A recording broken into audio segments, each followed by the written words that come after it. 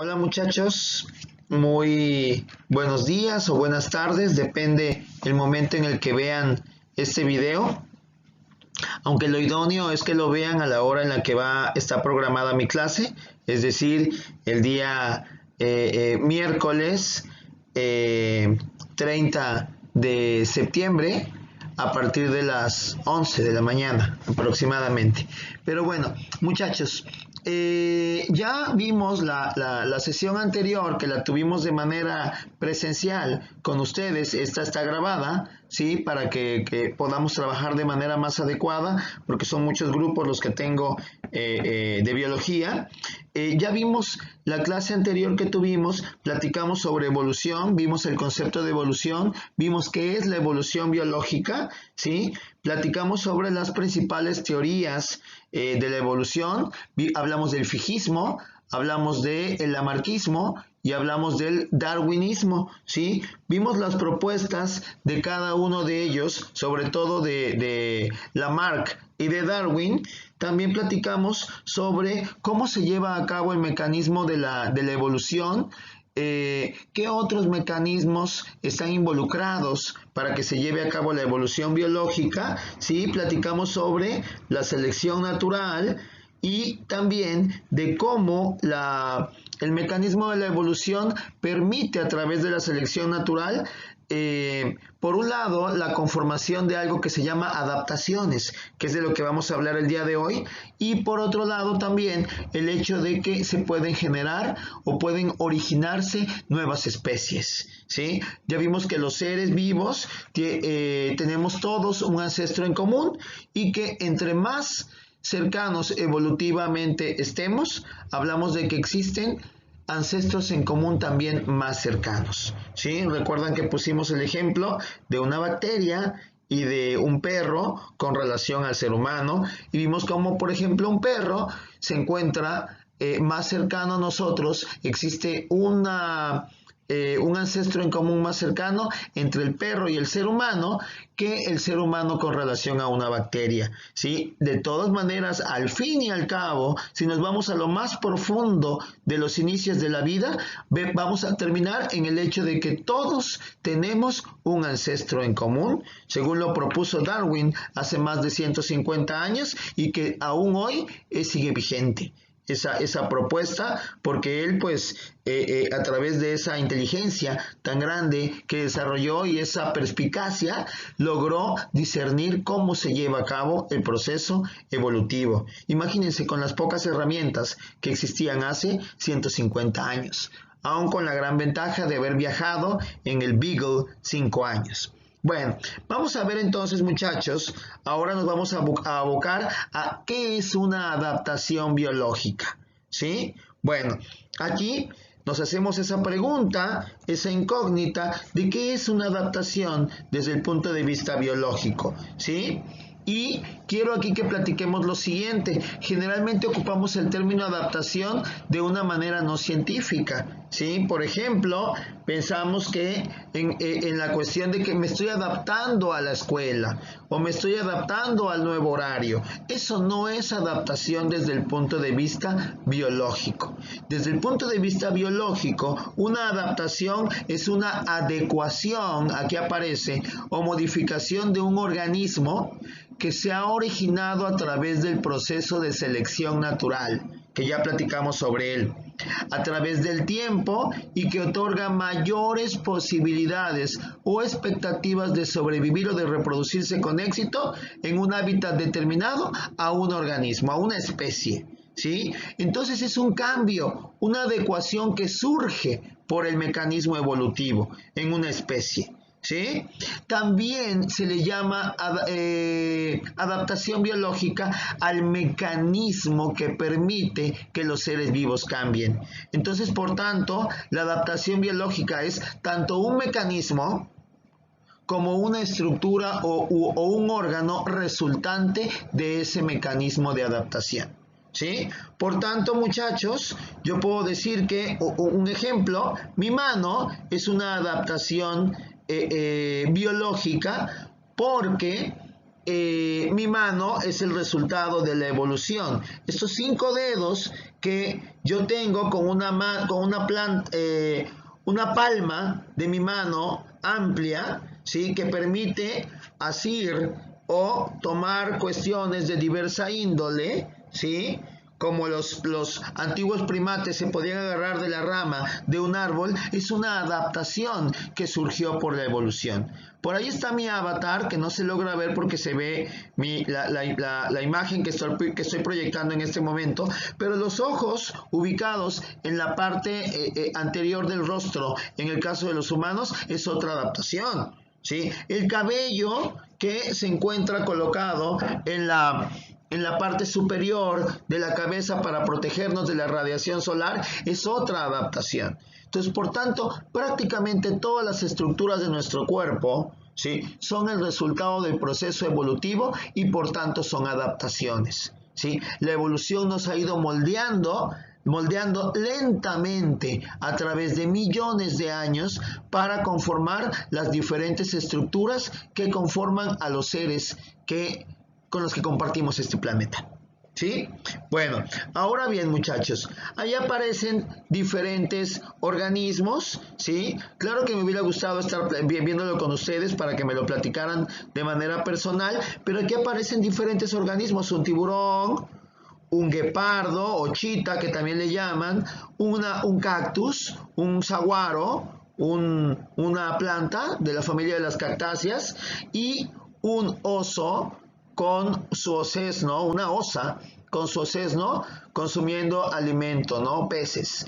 Pero ahora bien, muchachos, aquí podemos ver que cada uno de estos organismos ha desarrollado adaptaciones al igual que nosotros los seres humanos. Por ejemplo, muchachos, voy a tomar en este caso las branquias de los peces. Son una adaptación para la respiración en el medio acuático. Permite que absorban el oxígeno o bien que capture el oxígeno disuelto en el agua, ¿sí? La dentadura de un tiburón también es una adaptación. Sus aletas, ¿sí? Son otras adaptaciones que les permiten el nado y les permiten. Entonces ahí estamos viendo, ahora sí que ya rayé mi propia diapositiva, pero estamos viendo que son adaptaciones, ¿sí? Cada uno de estos organismos, yo ya puse el ejemplo del tiburón, pero ustedes de manera muy particular pueden decirme adaptaciones que presente el guepardo o chita que aparece allí, el saguaro, el cactus que aparece también en esa imagen, o el cuidado, también es otro tipo de adaptación, ese se lo voy a decir yo, el cuidado parental. El hecho de que las madres cuidan a sus crías y las alimentan durante las primeras etapas de su desarrollo es una adaptación que asegura el éxito, asegura de que los seres vivos sobrevivan en el medio en el que se desarrollan, ¿sí? Son otro tipo de adaptaciones que vamos a ver adelante. No solamente las adaptaciones corresponden a partes del cuerpo, sino que también pueden ser una función o puede ser una cuestión que tenga que ver con el comportamiento, ¿sí? Entonces estamos viendo que cada uno de los seres vivos han desarrollado no una, sino decenas o cientos de adaptaciones que les permiten desarrollarse en el entorno en el que viven. Un ejemplo, muchachos, el guepardo que aparece en la imagen, ¿sí? El chita que está aquí, ¿puede sobrevivir en el mismo medio que el tiburón? La respuesta evidentemente es no, porque no presenta las mismas adaptaciones. Es un animal que tiene una velocidad enorme y con eso logra sobrevivir en el entorno terrestre en el que vive, en la sabana africana o de Asia, ¿sí? Y además no tiene pulmones que le permiten la respiración, ¿sí? Directamente capturando el oxígeno del aire, ¿sí? Unos pulmones que le permiten captar enormes cantidades de oxígeno para sobrevivir y poder ocupar ese oxígeno para generar energía y poder correr a la velocidad que ellos corren, ¿sí? Pero evidentemente no puede sobrevivir en el medio acuático porque no tiene branquias, que son otras adaptaciones que sí están presentes en el tiburón, ¿Sí? Ahora bien, entonces ahí estamos viendo cómo cada ser vivo está adaptado a su medio. Tiene la sumatoria de características, de necesidades cumplidas, que son esas que les permiten esas adaptaciones en su organismo. Bueno, vamos a continuar con la siguiente diapositiva. Bueno, ahora bien, muchachos, hay diferentes tipos de adaptaciones. Ya más o menos me adelanté en la diapositiva anterior. Hay básicamente, muchachos, 3 tipos de adaptaciones. ¿Sí? Aquí lo vamos a ver. Pero existen básicamente 3 tipos de adaptaciones. Las llamadas adaptaciones anatómicas. Lo anatómico tiene que ver con nuestro cuerpo, con cómo está estructurado nuestro cuerpo. Y estas adaptaciones anatómicas, aquí está la definición, son también conocidas como morfológicas o estructurales. Son aquellas modificaciones o adecuaciones que involucran cambios en la forma, la estructura, color, tamaño del cuerpo o de un órgano de un ser vivo. Un ejemplo de una adaptación anatómica, la mano humana, ¿sí? Los ojos en la parte anterior del rostro, ¿sí? Lo que ya mencioné también, por ejemplo, el color de la piel también es una adaptación, ¿sí? Todas estas son adaptaciones. El hecho de que nuestra columna vertebral nos permita caminar erguidos, ¿sí?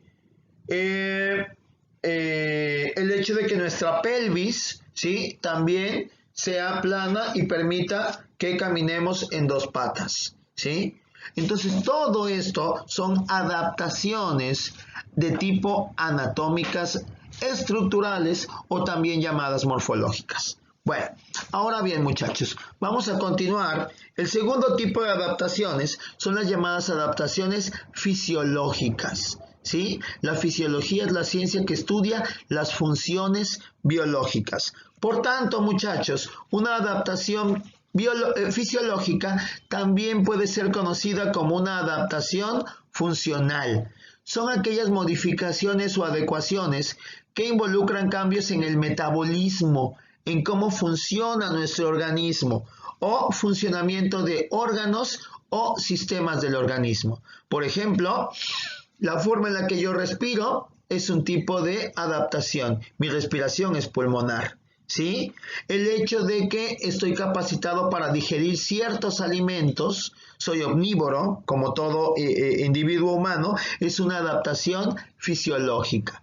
Evidentemente, perros y gatos, por ejemplo, son carnívoros y tienen otro tipo de digestión, ¿sí? Por tanto, es una función la que está allí, la que es diferente, la que nos permite sobrevivir en un medio en particular. Entonces hablamos de que ya hemos visto adaptaciones anatómicas y adaptaciones fisiológicas. El último tipo y tercero, ¿sí?, de adaptaciones que existen son las llamadas adaptaciones conductuales, ¿sí? Las adaptaciones conductuales, también llamadas etológicas, porque la etología es la ciencia que estudia el comportamiento animal, ¿sí?, o de comportamiento, son aquellas modificaciones o adecuaciones que involucran cambios en el comportamiento, ¿sí?, en el comportamiento básicamente de nosotros los animales. ¿Dirían nosotros? Pues sí, porque nosotros también somos del reino animal. No pertenecemos a otro reino, por tanto somos animales. Bueno, ahora bien, muchachos, 3 tipos de adaptaciones: anatómicas o estructurales, fisiológicas o funcionales, y de comportamiento o conductuales. Bueno, vamos a ver cada una de ellas, ¿sí?, de manera muy sencilla, ¿sí? Las adaptaciones anatómicas ya vimos que involucran una adecuación a nivel estructural de un organismo, un órgano, un aparato, ¿sí?, en cuanto a forma, tamaño, color, estructura, ¿sí? Bueno, ahora bien, muchachos, un ejemplo de una adaptación anatómica sería el mimetismo, ¿sí? No les puse ahí el término, pero se llama mimetismo. El mimetismo, por ejemplo, permite que algunos organismos que son no venenosos puedan confundirse con especies venenosas. Es producto de la adaptación también. Y estas especies, un ejemplo sería este animalito, lo voy a señalizar de color naranja. Este animalito, que es un falso coralillo, ¿sí? Comparado con este, que voy a ponerlo en rojo, que es un coralillo propiamente, ¿sí? El que yo marqué en rojo es una especie venenosa. Y el que yo marqué en naranja es una especie no venenosa que le permite que ciertas especies lo puedan ver como un peligro y se alejen de él. Por tanto, él se está cuidando de depredadores, haciéndose pasar, entre comillas, por una especie venenosa, ¿sí? Esta especie vive en México, ¿sí? Falso coral, pero lastimosamente para el ser humano, que tiene la libertad de poder lastimosamente matar a muchas especies, muchas veces los confunden con una especie venenosa y los matan, ¿sí? Pero entonces ahí hablamos y ahí se puede ver que la alternancia de colores no es la misma. Cuando hablamos de que el color rojo no toca al color negro, hablamos de una especie venenosa, ¿sí? El coralillo, ¿sí? Mientras que en la otra, la alternancia de colores es distinta y el negro sí toca al rojo, ¿sí? Bueno, vamos a continuar. Este tipo de adaptación anatómica se llama mimetismo.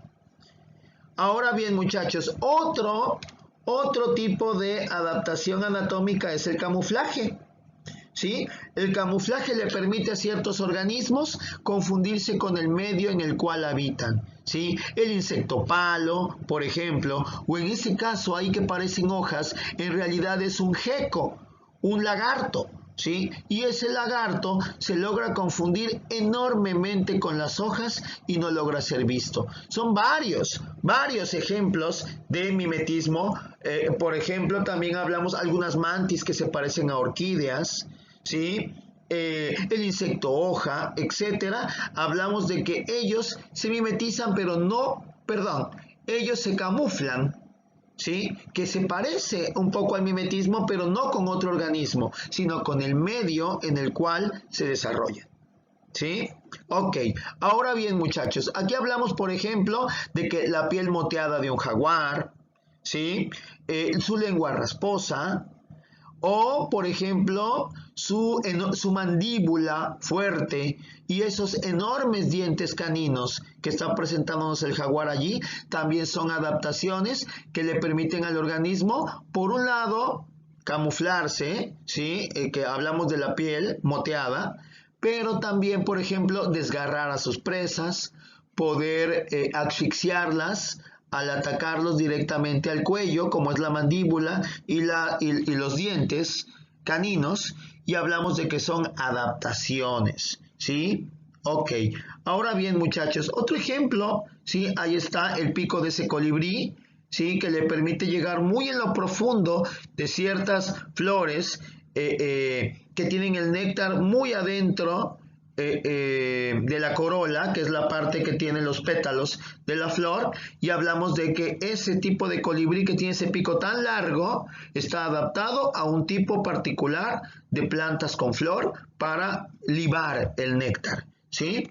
Ahora bien, muchachos, las garras de ciertos depredadores como las águilas u otras especies, los búhos, etcétera, también son adaptaciones, ¿sí? Dependiendo evidentemente el tipo de medio en el que se desarrolle, el alimento que lo sustente, etcétera, hablamos de que van a presentar diferentes adaptaciones. No van a ser igual las patas de una águila, que va a tener una función, sus patas, ayudarla a capturar a las presas, que las patas de un pato, por ejemplo, cuya función es realmente moverse en el agua, ¿sí? Las patas no son iguales, sí presentan adaptaciones distintas.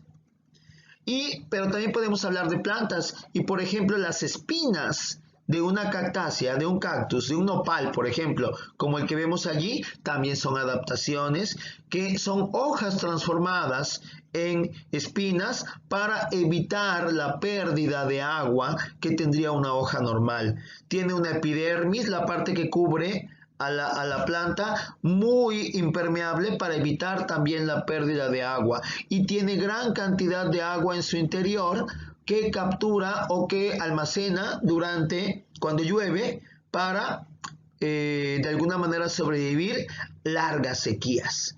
Por tanto, los seres vivos todos presentamos adaptaciones de tipo anatómicas o estructurales. Vamos a continuar, ¿sí? Adaptaciones fisiológicas. Ya vimos que tienen que ver con una función, que es la que tiene un cambio y que le permite sobrevivir en su entorno. Por ejemplo, las branquias de los peces, que les permiten capturar el oxígeno disuelto en el agua, son un tipo de adaptación fisiológica. Permiten que entre el agua por su boca, que pase por las branquias y que el oxígeno quede capturado en su sistema circulatorio para posteriormente sacar el agua por las hendiduras branquiales que presenta a ambos lados de la cabeza. ¿Sí? Nosotros no tenemos branquias porque tenemos otro tipo de adaptación, que sería un sistema respiratorio aéreo que nos permite capturar el oxígeno disuelto en el aire y que puede pasar al sistema circulatorio este oxígeno gracias a los pulmones. Bueno, ahora bien, muchachos, otra adaptación fisiológica, todos conocemos una planta que se llama mimosa o dormilona, y la mimosa o dormilona tiene una adaptación que hace que las hojas se cierren cuando entran en contacto con algo que lo tocó, ¿sí? Ahora bien, este tipo de adaptación le permite a la planta protegerse de la herbivoría, es decir, de que ciertos depredadores que consumen plantas se las coman. Al evitar la exposición de sus hojas, ¿sí? Al apretarse y cerrarse, ya no quedan expuestas las hojas y por tanto ya no son tan apetecibles para los depredadores, ¿sí? Ahora bien, muchachos, el veneno que producen serpientes, escorpiones o alacranes, algunas arañas, etcétera, también lo produce su organismo. Es una función biológica que cambió.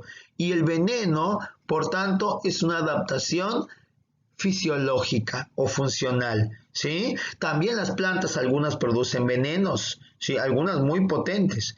Y evidentemente su función es o alejar a posibles depredadores, defenderse de ellos, o bien, muchachos, también les pueden ayudar a la digestión de ciertas presas, ¿no? Porque, por ejemplo, el veneno de la serpiente le ayuda a paralizar a la presa y además la predigiere, ¿sí? Ya cuando el organismo ya logra, la serpiente no tiene otra herramienta para sobrevivir más que esos colmillos, ¿sí? Para poder cazar, captura la presa, no la captura, le da una mordida certera y la presa le inyecta el veneno y la presa se mueve escasos metros, ya tambaleante, ¿sí? Por haber sido inoculada con el veneno, y después la serpiente tranquilamente ya va a comerse la presa paralizada o quizá ya muerta y además predigerida, ¿sí? Bueno, es una adaptación fisiológica. Continuamos. La hibernación, ¿sí? Que es un mecanismo, ahorita que estamos entrando en otoño, que le permite a ciertos organismos, sobre todo mamíferos, pero también algunas aves y reptiles, les permite entrar en un estado de letargo, ¿sí? Un estado en el que su metabolismo disminuye durante la temporada invernal o durante la temporada de sequía para poder bajar sus requerimientos energéticos. El organismo queda como en un sueño profundo, ¿sí? En el cual va consumiendo lentamente sus reservas energéticas. Y una vez que la temperatura vuelve a ser la adecuada, ¿sí? El organismo sale de ese sopor, de ese sueño, porque no es un sueño real, de ese estado de letargo, y regresa de la hibernación. Es una adaptación fisiológica. Bueno, ahora bien, otro ejemplo que tiene que ver con nutrición también, la fotosíntesis de las plantas, que les permiten utilizar la energía luminosa, la energía del sol, para producir alimento a partir de dióxido de carbono y agua, es también un tipo de adaptación fisiológica, ¿sí? Y aquí tenemos otro ejemplo, que por ejemplo sería el hecho de que hay mecanismos reproductivos como la postura de huevos o el cuidado de las crías, ¿sí? Más que nada la postura de huevos, ¿sí? O los tipos de fecundación interna o externa, que serían una adaptación de tipo fisiológica. Y ahí vemos cómo las tortugas, como reptiles que son, nacen a partir de huevo. Nosotros no, por ejemplo, tenemos adaptaciones fisiológicas que permiten que las madres paran a crías vivas, ¿sí? Bueno, ahora bien, muchachos, vamos a continuar con lo que llamamos las adaptaciones conductuales, otro tipo de adaptación, ¿sí? Ejemplo de adaptaciones conductuales, muchachos, sería la crianza de los cachorros, de las crías, ¿sí? Los cuidados parentales. Ahí vemos a un puma, un ejemplo de la biodiversidad mexicana, ¿sí? Que es un animalito que cuida a sus crías como casi todos los mamíferos, ¿sí? Los primeros meses o semanas de su vida, ¿sí? Tenemos, por ejemplo, otra adaptación conductual, la organización de los seres vivos en manadas, ¿sí? Por ejemplo, las orcas cazan en enormes manadas, porque no le puedo llamar cardúmenes porque no son peces, pero en enormes manadas de ellas, de las orcas, que están muy bien organizadas para llevar a cabo la captura de las presas, y pueden llegar a capturar y matar presas aún más grandes que ellas, como por ejemplo ballenas, ¿sí? También, muchachos, hablamos de el canto de los peces, de las aves, perdón, que les permite atraer a la pareja o les permite marcar territorio. También es un tipo de adaptación conductual, ¿sí? Otro ejemplo, la agresividad de algunas especies de animales. Ahí tenemos a un chopontil, una tortuga de río de nuestra zona, que es sumamente agresiva, ¿sí? Pues evidentemente para defenderse, no porque sea malo ni mucho menos, pero sería un tipo de adaptación también conductual, ¿sí?